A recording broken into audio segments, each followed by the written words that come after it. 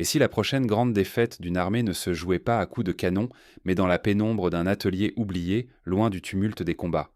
Cette idée paraît étrange, presque contre-intuitive, mais les récents événements en Ukraine la rendent terriblement actuelle. Depuis des mois, la guerre moderne s'écrit autant dans les coulisses industrielles que dans les tranchées. C'est là, dans le silence des hangars et la lueur blafarde des lampes de chantier, que se joue le véritable bras de fer des nations. Dans la nuit du 18 décembre, 2 frappes chirurgicales ont pulvérisé des infrastructures militaires vitales à plusieurs centaines de kilomètres du front. Aucun duel de blindés, pas d'assaut héroïque sous la mitraille, juste des cibles méticuleusement sélectionnées à l'arrière, là où l'on croyait le danger lointain. Ces frappes ont profondément bouleversé l'équilibre logistique, rappelant que dans la guerre moderne, l'arrière est aussi vulnérable et décisif que la ligne de front. Le premier site touché? Un vaste atelier de réparation, dans la région de Kharkiv, où l'on ressuscitait des véhicules blindés endommagés. Cette usine, aux allures ordinaires, était un pilier discret du dispositif ukrainien. Le second? Une petite base de montage de drones, dans la région de Soumy, produisant à la chaîne ces engins désormais essentiels à la guerre moderne. Ces lieux étaient bien plus que de simples ateliers. Ils étaient en des centres de compétences, des réservoirs de savoir-faire et, surtout, des maillons indispensables de la chaîne de résistance. Pourquoi viser ces lieux plutôt que les chars ou les soldats sur la ligne de front? La réponse pourrait bien transformer notre vision du conflit. Parce qu'à l'abri des regards, la véritable bataille se joue parfois dans l'ombre d'un entrepôt, là où chaque pièce détachée ou chaque circuit imprimé décide du nombre de véhicules ou de drones disponibles le lendemain. Les stratèges modernes l'ont compris. Frapper l'atelier, c'est frapper la capacité même de se relever jour après jour. Ignorer cette face cachée de la guerre, c'est risquer bien plus qu'un déficit matériel. Une armée privée de logistique et de capacité de réparation s'épuise de l'intérieur, lentement mais sûrement, jusqu'à ne plus pouvoir rivaliser avec un adversaire mieux préparé. Sous-estimer l'importance de ces frappes, c'est aussi minimiser le risque pour la réputation des alliés, les investissements consentis et la possibilité même de tenir dans la durée. De nombreux conflits du passé l'ont montré. La résilience industrielle pèse aussi lourd que la bravoure des troupes. Alors, une armée peut-elle vraiment vaincre si elle perd ses ateliers, ses usines, ses réserves à l'arrière? La réponse se cache dans la logistique et la réparation, ces rouages invisibles qui soutiennent l'efficacité d'une armée moderne. Les guerres mondiales ont consacré la logistique comme le nerf de la guerre. Napoléon lui-même, lors de la campagne de Russie, a vu son armée s'effondrer faute de ravitaillement bien avant que les combats directs ne dictent l'issue. Pour comprendre à quel point ces attaques bouleversent l'équilibre, il faut plonger dans le quotidien de ces lieux discrets, là où chaque minute compte et où la moindre pièce manquante peut changer le cours de la guerre. Imaginez un matin ordinaire où des dizaines de blindés attendent leur tour sous la neige, des techniciens penchés sur des circuits, des logisticiens épluchant les inventaires, tout bascule en quelques secondes sous la violence d'une frappe ciblée. Loin du tumulte des combats, l'essentiel d'une armée moderne se joue dans l'ombre. Ateliers, usines et chaînes logistiques s'activent loin des projecteurs. C'est dans ces lieux que se décident l'endurance et la capacité à surprendre l'adversaire. L'histoire regorge d'exemples où la destruction de quelques nœuds logistiques a précipité la chute d'armées entières. Lors de la Seconde Guerre mondiale, le bombardement des usines de carburant allemandes à Ploesti a paralysé les blindés nazis, bien plus que n'importe quelle bataille frontale. Derrière chaque char prêt au combat, chaque drone envoyé en mission, s'étend un réseau discret de femmes et d'hommes, de machines et d'outils. Ce tissu invisible garantit la réparation, la modernisation, l'approvisionnement. Sans lui, même la force la mieux équipée s'épuise vite. Les Américains en Afghanistan l'avaient compris. Ils avaient en développé un réseau de maintenance mobile, capable d'intervenir directement sur le terrain, évitant ainsi l'engorgement des bases arrières. Prenons l'usine de Lozova, dans l'oblast de Kharkiv. Officiellement dédiée au travail du métal, elle s'est muée en centre vital pour la remise en état des engins blindés abîmés par les combats. Chaque semaine, des dizaines de véhicules y arrivaient, meurtris mais récupérables, pour repartir aussitôt sur le front. Les ouvriers travaillaient parfois jour et nuit, effectuant des réparations improvisées avec les moyens du bord, preuve d'une incroyable ingéniosité. Mais la nuit du 18 décembre a tout basculé. Un bombardement chirurgical a pulvérisé les halles de production, les entrepôts de pièces détachées et anéanti plusieurs engins en attente. En quelques minutes, une part entière de la capacité de remise en service des blindés ukrainiens s'est effondrée. On estime que plus de 30 blindés, en cours de réparation, ont été perdus d'un coup, sans espoir de retour. Pourtant, la perte ne se limite pas au métal ou aux outils détruits.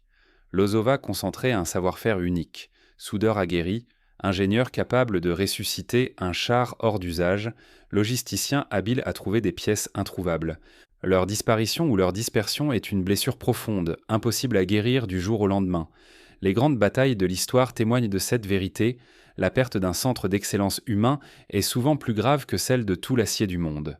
Plus au nord, à Kardachovka, dans l'oblast de Soumy, un autre site stratégique a été visé. Un atelier de conception et d'assemblage de drones, à la frontière du civil et du militaire. Ce n'était pas une base classique, mais un laboratoire hybride où l'expertise se transmettait de main en main. Les équipes y assemblaient aussi bien des drones de reconnaissance que des modèles kamikazes, essentiels pour les frappes précises sur la ligne de front. Ici aussi, les dégâts dépassent la simple destruction. Les composants électroniques, les instruments d'assemblage, surtout les techniciens formés, sont des pertes quasi irremplaçables à court terme. La production de drones, déjà sous pression, va souffrir durablement.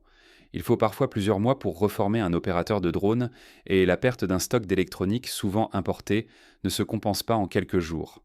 Ces infrastructures, souvent jugées secondaires car éloignées du front, sont en réalité le cœur vital de l'effort de guerre. Leur statut hybride les rend moins protégés, mais c'est justement ce qui les rend vulnérables, et donc des cibles de choix. L'ennemi exploite cette faille, tablant sur une frappe décisive pour désorganiser l'ensemble de la chaîne logistique. Perdre des chars ou des drones sur le champ de bataille est grave, mais perdre la capacité de réparer, d'innover, de produire en arrière, c'est risquer l'asphyxie logistique, une défaite silencieuse, insidieuse. Des exemples historiques abondent. Lors de la guerre de Corée, la destruction des ponts logistiques par les raids aériens a fait basculer plusieurs offensives, malgré la supériorité numérique de l'adversaire. Les pertes matérielles sautent aux yeux. Mais la disparition du savoir-faire, fruit de longues années, est une hémorragie plus profonde encore. Sans ce capital humain, ni financement, ni technologie ne suffiront à restaurer la puissance opérationnelle. En Irak, la perte des ingénieurs spécialisés dans la maintenance des chars américains a coûté des mois d'adaptation aux forces alliées. Sous-estimer ces infrastructures, c'est oublier qu'une armée ne survit pas uniquement par ses soldats, mais par tout ce réseau de soutien qui permet de transformer la volonté de combattre en réalité sur le terrain. De l'acheminement du carburant aux réparations de fortune, chaque maillon compte. Mais qu'en est-il des efforts pour réparer ces pertes ? Derrière chaque atelier détruit, une course contre la montre s'engage pour relancer la machine logistique. Les responsables ukrainiens doivent réorganiser les flux, déplacer les équipes survivantes, improviser de nouveaux ateliers, parfois dans des écoles ou des hangars civils réquisitionnés pour l'occasion. Une frappe, ce n'est jamais seulement une explosion. Parfois, c'est tout un pilier logistique qui s'écroule sans bruit. L'histoire de la guerre du Vietnam montre que la destruction systématique des ponts et des dépôts a eu un impact bien plus durable que les pertes au combat direct. Dans ce conflit, les Américains ont compris, parfois trop tard, que la résilience passe par la restauration rapide des infrastructures. Regardons la destruction du site de Lozova. Ce n'est pas qu'un simple bâtiment abattu, c'est la disparition soudaine de dizaines de blindés en réparation, d'équipements clés, de stocks irremplaçables et surtout d'équipes expertes. Chaque ouvrier, chaque technicien incarne des années d'expérience perdues en une nuit. C'est comme si, dans une usine automobile, on perdait à la fois les machines, les pièces et les ingénieurs. La reprise est un chemin de croix. Et l'onde de choc ne s'arrête pas là. Lorsqu'un centre de réparation disparaît, c'est un effet domino. Les autres bases doivent tout absorber, les délais s'allongent, la qualité chute. Dès qu'une base cède sous la pression, c'est toute la chaîne de soutien qui se grippe. Les forces alliées durant la Seconde Guerre mondiale l'avaient anticipé, créant des unités de réparation mobiles pour éviter la saturation des centres fixes. Un seul atelier manquant et la mécanique s'enraye. Sans atelier de drone, le front se vide en quelques semaines de ses yeux et bras essentiels. Plus de reconnaissance, moins de frappes précises, l'incertitude et le danger grimpent. La capacité à voir, prévoir, riposter fond à vue d'œil, alors que les pertes s'accumulent. À Stalingrad, le manque de pièces détachées a précipité l'effondrement des blindés allemands, bien plus que les combats eux-mêmes. Chaque retard pèse lourd. Un blindé immobilisé, c'est une section privée d'appui. Un drone absent, une attaque qui échoue. Quand la logistique sature ou casse, même la meilleure volonté ne suffit plus. La riposte s'étiole, l'initiative se perd. Les armées soviétiques, pendant la Seconde Guerre mondiale, ont souvent été freinées par l'incapacité à réparer les véhicules endommagés, malgré la supériorité du nombre. C'est ainsi que, loin des regards, la destruction des infrastructures sape lentement, mais sûrement, la capacité d'une armée à tenir la ligne face à l'adversité. L'histoire regorge d'exemples de sièges et de campagnes perdues, non par manque de courage, mais par l'effritement du réseau de soutien. Mais l'impact de ces frappes va bien au-delà du matériel détruit. Elles fragilisent la confiance et la résilience d'un camp, frappant parfois là où on s'y attend le moins. La guerre psychologique s'invite alors. Chaque technicien qui doute, chaque soldat qui craint la panne irrémédiable contribue à l'érosion du moral collectif. Et si chaque frappe à l'arrière n'était pas seulement un coup de force, mais une manœuvre froide, calculée, pour étrangler le cœur logistique de l'ennemi? Cette doctrine n'est pas nouvelle. Durant la Première Guerre mondiale, les Alliés cherchaient d'ores déjà à détruire les ateliers ferroviaires allemands, conscients que chaque train immobilisé signifiait des renforts en moins sur le front. Aujourd'hui, la précision des armes modernes rend ce type de stratégie encore plus redoutable. Dans la guerre contemporaine, les affrontements directs ne sont plus la seule voie. L'objectif réel s'insinue plus loin, vise à déchirer la toile invisible qui nourrit le front, la chaîne d'approvisionnement, les ateliers, les nœuds de réparation. Détruire une usine de pièces détachées, une base de maintenance ou un dépôt, c'est miner lentement la capacité de toute une armée à tenir. L'attaque récente sur un dépôt de munitions en Syrie a, par exemple, paralysé les opérations pendant plusieurs semaines, malgré la supériorité tactique des forces sur le terrain. La victoire ne se joue plus au simple nombre de chars détruits, mais à la finesse du renseignement et à la précision chirurgicale des frappes. Drones furtifs, interception de messages, réseaux d'informateurs, l'ennemi traque les points névralgiques cachés, loin des projecteurs. Chaque site touché, chaque atelier réduit au silence entaille un peu plus la résistance de l'adversaire. Les guerres cybernétiques modernes vont même jusqu'à saboter les systèmes de commande à distance, privant les armées de leurs outils les plus précieux. L'aide extérieure, véhicules, pièces, munitions expédiées depuis l'Europe ou l'Amérique du Nord, semble pouvoir combler le vide. Mais chaque convoi nécessite des jours de trajet. Chaque char offert doit être adapté, intégré, entretenu. La simple traversée expose à l'embuscade ou au sabotage. Un blindé flambant neuf devient inutile s'il tombe en panne, sans atelier ni mécanicien pour le sauver. En Afghanistan, des milliers de véhicules américains sont restés inutilisables, faute de pièces de rechange et de personnel qualifié. À mesure que ces infrastructures essentielles disparaissent, une vulnérabilité insidieuse s'installe. Les soldats redoutent la panne fatale ou la blessure qui les éloignera définitivement du front. Les logisticiens, les techniciens, croulent sous la surcharge et voient leur propre sécurité s'effriter. Ce sentiment d'impuissance, de fragilité, s'insinue jusque dans les états-majors. L'histoire militaire soviétique regorge de récits où les retards logistiques ont précipité des retraites improvisées. Sous-estimer cette guerre invisible, c'est ouvrir la porte à une défaite rampante. On ne perd pas toujours par recul de quelques kilomètres, mais parfois par effondrement silencieux de tout ce qui, en coulisses, permet de combattre. Le général Eisenhower lui-même déclarait, après la Seconde Guerre mondiale, « Les logisticiens méritent autant de médailles que les fantassins ». Mais que se passe-t-il lorsque la chaîne logistique se fissure vraiment? C'est là que survient le basculement irréversible. Le front devient fragile, l'initiative change de camp, la capacité de résister s'effondre de l'intérieur. Les exemples ne manquent pas, à Dien bien fut, le siège s'est terminé par la chute du camp retranché, non par épuisement des munitions, mais par la rupture des lignes de ravitaillement. Dans l'ombre, loin des caméras, se joue le véritable destin d'une armée moderne. Plus qu'un combat de bravoure, c'est la robustesse des réseaux logistiques cachés qui décide de l'issue d'une guerre.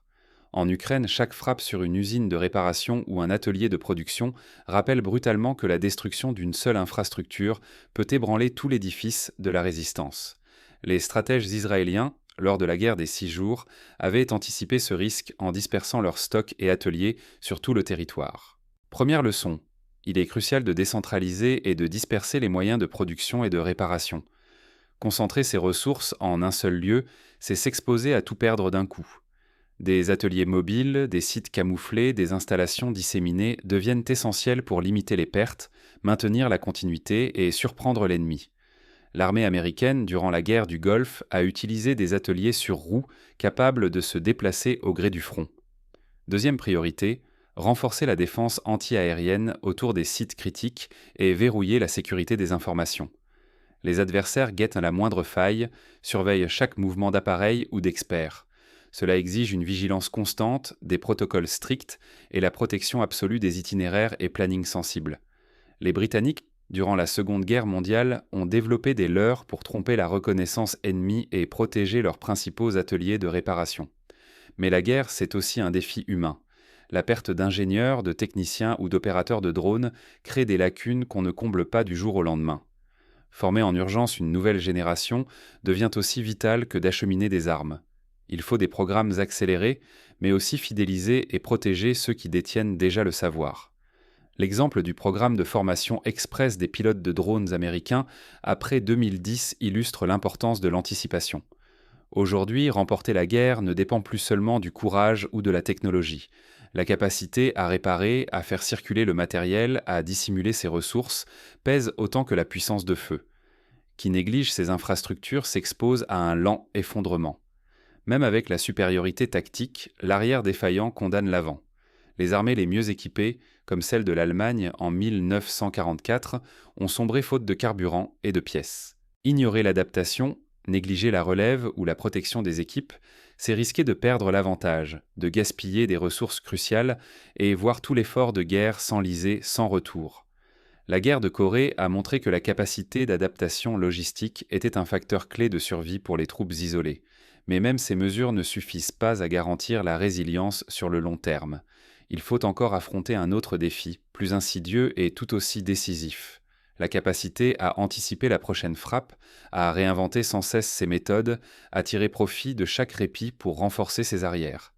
C'est une véritable guerre de l'intelligence, où l'innovation logistique devient le nerf de la guerre. La force d'une armée ne se mesure pas qu'aux chars ou aux canons alignés en première ligne. L'essentiel, bien souvent, se joue dans l'ombre, ateliers, hangars, rails, techniciens. Ce que l'on ne voit pas, les chaînes de montage, les mains expertes, les routes discrètes, pèsent aussi lourd, sinon plus, que n'importe quelle division blindée. La guerre des Malouines, en 1982, a illustré ce point. La Royal Navy a pu l'emporter grâce à la rapidité de ses équipes de réparation embarquées, capables de maintenir les navires en état malgré les frappes ennemies. Quand ces infrastructures de soutien sont visées et détruites, c'est tout l'édifice qui menace de s'effondrer. Sans atelier pour remettre un blindé en état, chaque véhicule touché est un véhicule définitivement perdu. Sans technicien capable d'assembler ou de réparer des drones, la surveillance s'amenuise, la frappe précise devient rare. Posséder des armes sophistiquées ne suffit plus si l'on perd la capacité de les entretenir ou de les déplacer rapidement. L'armée rouge, lors de l'opération Barbarossa, a souffert de la perte de ses ateliers avancés, ralentissant tragiquement sa riposte. C'est une guerre silencieuse, presque invisible, mais d'une importance capitale. Les usines, les stocks de pièces, les spécialistes formés restent hors des radars médiatiques, mais sans eux, même la victoire la plus éclatante risque de n'être qu'un feu de paille. Toute faille logistique, même minime, peut précipiter des revers irréparables. Les campagnes napoléoniennes regorgent de récits où la perte d'un dépôt a inversé le sort de la bataille.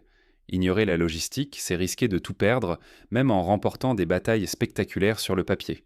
La véritable endurance se forge loin du fracas, dans la capacité à réparer, rééquiper, réorganiser.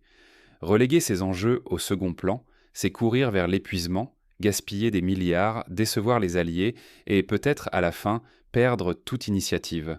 L'offensive allemande des Ardennes, en 1944, s'est effondrée faute de carburant, malgré un début fulgurant. Reconnaître la guerre de l'ombre n'est plus un choix, mais une nécessité stratégique. Protéger et restaurer les réseaux logistiques n'est pas un luxe, c'est la clé de la survie d'une armée, parfois même d'un pays tout entier. L'avenir dépend autant de la solidité des arrières que du courage en première ligne. Les armées qui l'ont compris, de Rome à nos jours, ont souvent survécu à des tempêtes que d'autres jugeaient insurmontables. À chaque tournant du conflit, n'oublions jamais de demander qui entretient, qui répare, qui transporte. Très souvent, c'est là que tout se joue. La victoire, la résistance, l'espoir sur le long terme. Car la prochaine grande bataille pourrait bien se décider non sur la ligne de front, mais dans l'ombre d'un atelier, loin du tumulte, mais au cœur de la guerre.